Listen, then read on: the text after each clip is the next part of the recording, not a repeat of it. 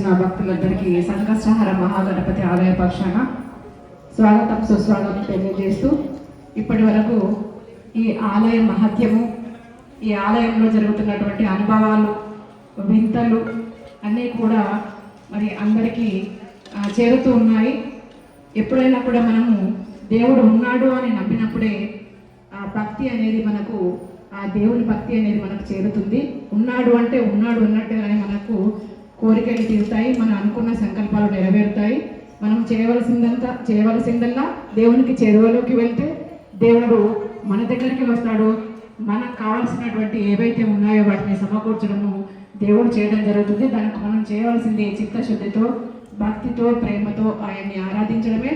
దానికి కావాల్సినటువంటి సకల సౌకర్యాలు, భక్తి, శ్రద్ధ ఏదైతే మనకు అవసరమో అది ఇక్కడ ఈ సంకష్టహార మహాగణపతి ఆలయంలో అన్నీ సమకూర్చడం అనేది జరుగుతూ ఉంది.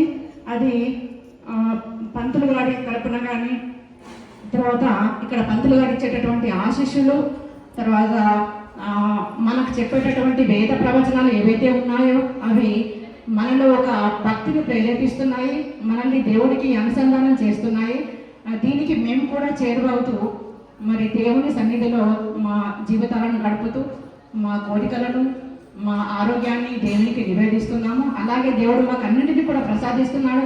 మీరందరూ కూడా ఈ సంకష్టహార మహాగణపతిని ఆరాధించి మీ కోరికలను, మీ సంకల్పాలను నెరవేర్చుకోవాలని ఆశిస్తూ మరి అన్నిటికీ కూడా ఒక కల్పవల్లిగా ఈ ఆలయము మహత్యం అనేది జరుగుతూ ఉంది. మరి మీ అందరి ఆశయాలు కూడా నెరవేరాలని ఆశిస్తూ థ్యాంక్ యూ.